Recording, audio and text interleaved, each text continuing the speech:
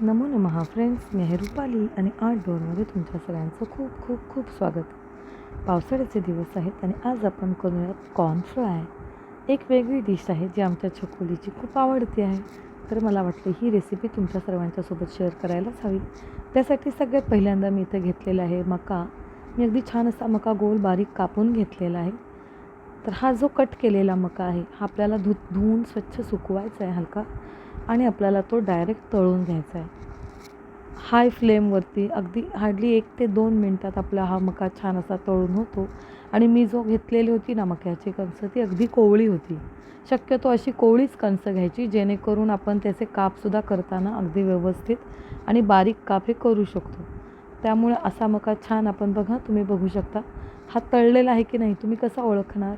तर याचे जे दाणे आहेत ना ते छान फुलून एकमेकांपासून असे वेगवेगळे दिसू शकतात. हे बघा त्यांच्यामध्ये मस्त अंतर पडलेलं आहे आणि असा फुलासारखा तो मका दिसतो आहे. तर या पद्धतीने मका आपला फ्राय झाला की आपण त्याला फटाफट काढून घेऊया. बघा हा छान मस्त तेलात फ्राय झालेला मका आहे रेडी. अगदी याला आहे असंच आपण खाऊ शकतो आणि ह्याला तेलसुद्धा अजिबात जास्त पीत नाही. पण मी थोडासा ट्विस्ट आणूयात.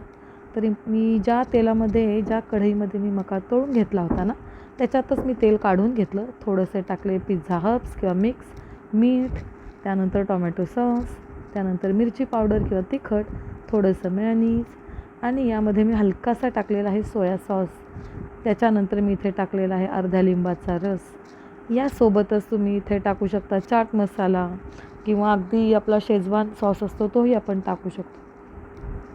तुम्हाला हवं आहे ते सगळं अगदी कमी जास्त प्रमाणामध्ये तुम्ही इथे मक्याच्या टेस्टच्या चॉईसनुसार करू शकता सावण.